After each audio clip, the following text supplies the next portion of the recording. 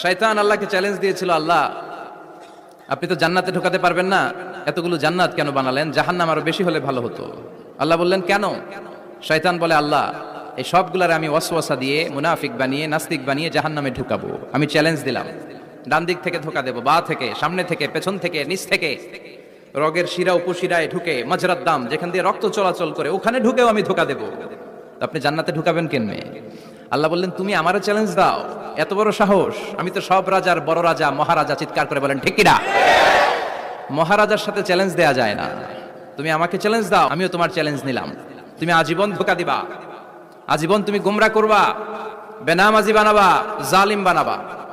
কিন্তু আমার বান্দা কোনো তাফসীরুল কোরআনের মাহফিলে এসে কোন এক ওয়াক্তের নামাজে মসজিদে ঢুকে, অথবা মাঝরাতে ঘুম ভেঙে গেলে তাহাজ্জুদের যায় নামাজে চোখের পানি ছেড়ে যখন ক্ষমা চাইবে, আমি সব গুনাহ মাফ করে দেব, তুই কি করবি?